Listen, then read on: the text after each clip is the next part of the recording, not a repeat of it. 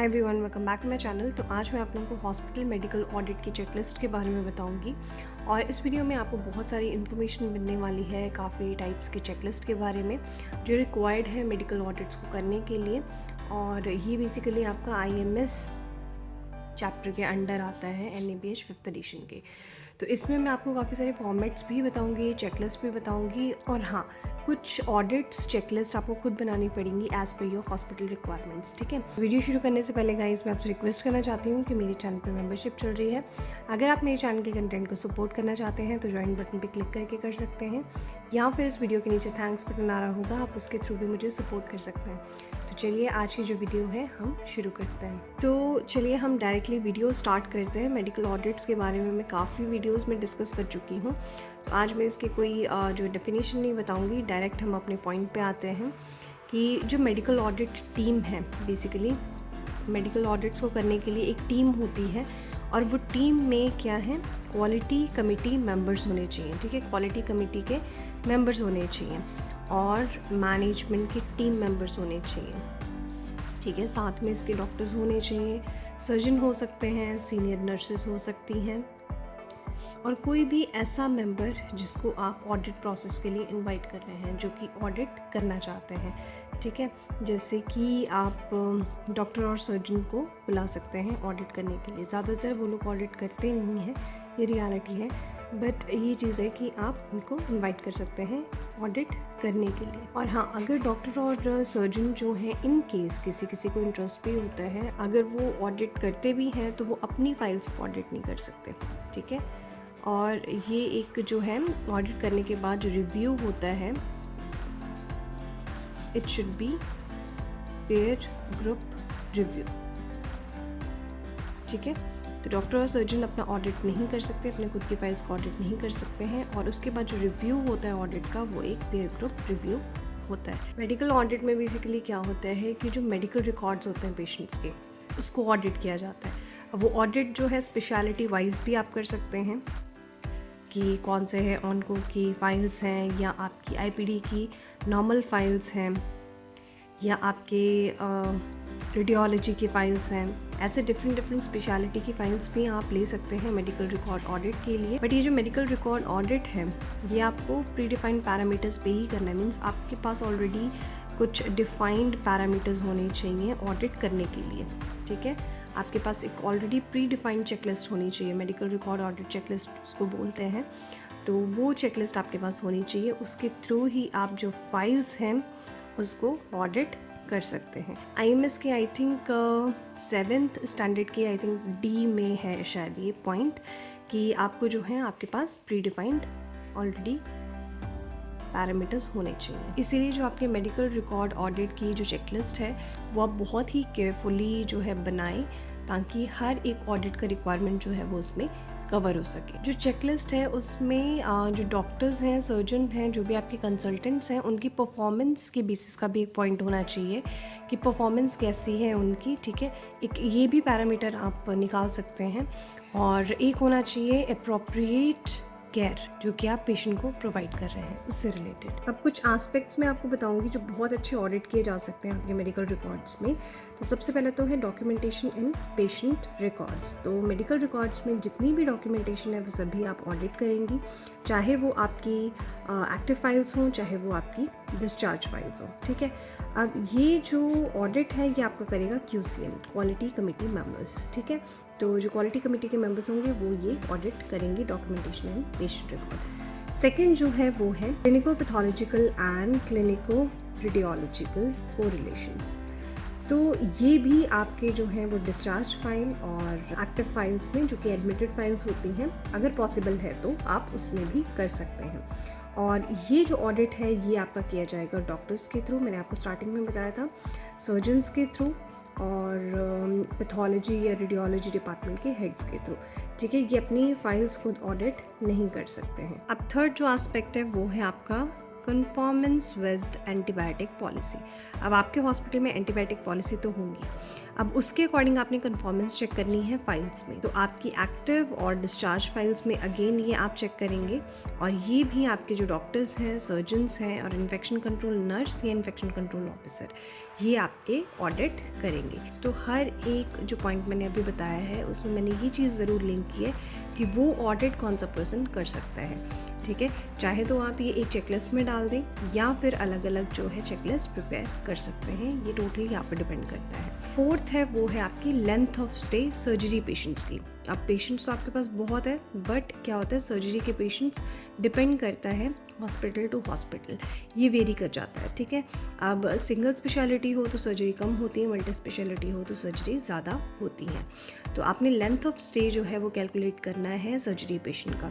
अब ये जो है आप सिर्फ डिस्चार्ज फाइल्स में करेंगे और ये भी डॉक्टर्स और सर्जन के थ्रू ही ये ऑडिट किया जाएगा। लेंथ ऑफ स्टे जो है सर्जरी पेशेंट का, जो कि मैंने अभी बात की है, तो ये तो बहुत ही ज़रूरी है निकालना। बाकी आप जो चीज़ें कंसिडर करें ना करें आपकी मर्ज़ी है, but length of surgery patients जो हैं वो ज़रूर निकालें, वो बहुत ही इंपॉर्टेंट है और ये ऑडिट होना ही चाहिए।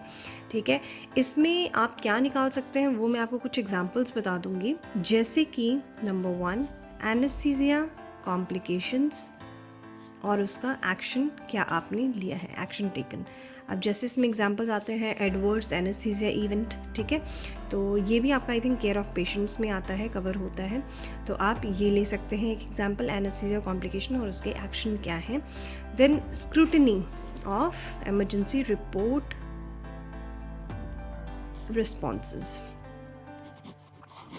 ठीक है, ये आप CPR पे एक रिपोर्ट बना सकते हैं, ये भी आपके आई थिंक COP के अंडर ही आएंगे। Prophylactic antibiotics with in a specified time frame, ये आपका एक इंडिकेटर भी है।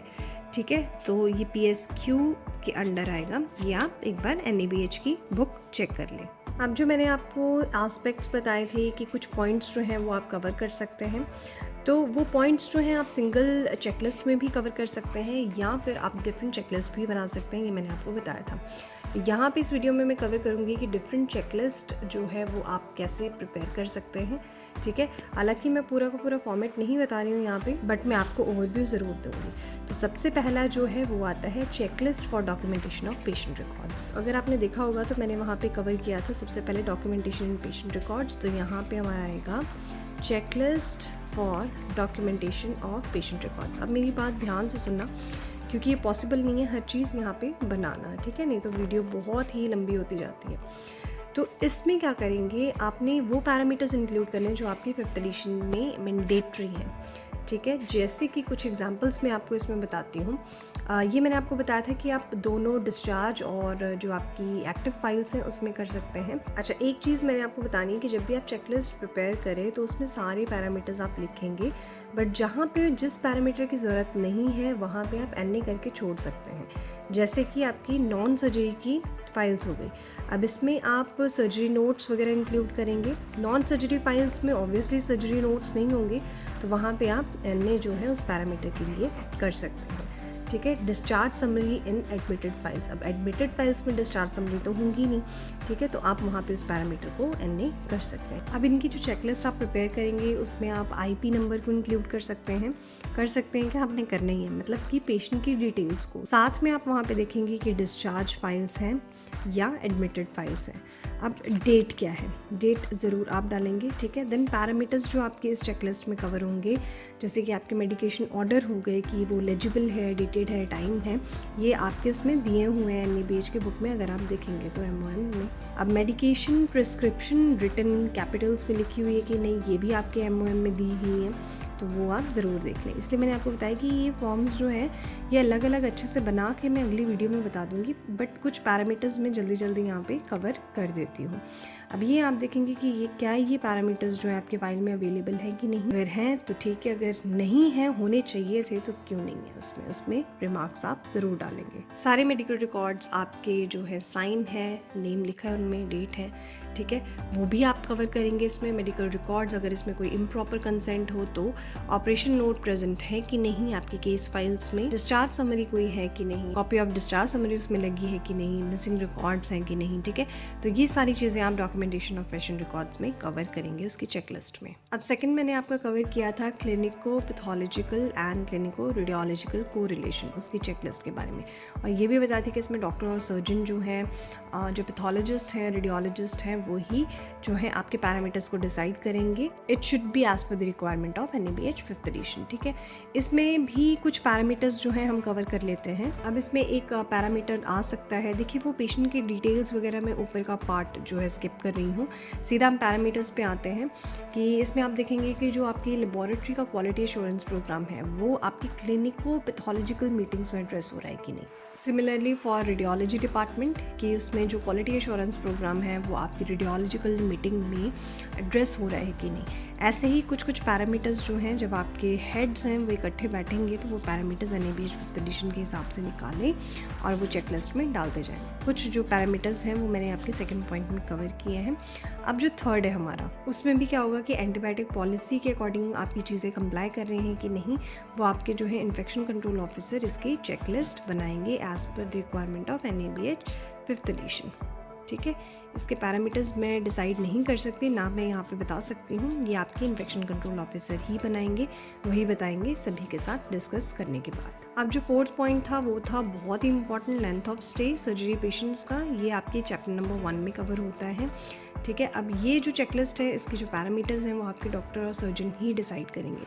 कुछ कैटेगरीज़ मैं आपको बता देती हूँ, जैसे कि TKR, THR, total hip replacement, total knee replacement, CS delivery, ठीक है, हर्निया। ये जो पेशेंट है ज़्यादा लेंथ के होते हैं तो आप इनके जो टॉपिक्स हैं वो ले सकते हैं अपने ऑडिट करने के लिए। अब डिस्चार्ज फाइल्स जो हैं एटलीस्ट 3 to 4 मंथ्स की आप लें तो आपका बहुत अच्छा जो है ऑडिट हो सकता है, ठीक है। वो जो आपकी रिप्रेजेंटेटिव सैम्पल फाइल्स होंगी वो 3 to 4 मंथ्स की हो तो ज़्यादा बेटर है। अब इसकी जो चेकलिस्ट है वो मैं किसी और वीडियो में कवर करूँगी क्योंकि वीडियो मैं देख रही हूँ बहुत ही ज़्यादा लेंदी हो रही है। एक और इम्पॉर्टेंट चीज़ मैं आपको बताना चाहती हूँ कि जब भी आप मेडिकल रिकॉर्ड ऑडिट करें तो वो आपने दोनों पे करना है, ऑब्वियसली डिस्चार्ज फाइल पे, एडमिटेड फाइल्स पे।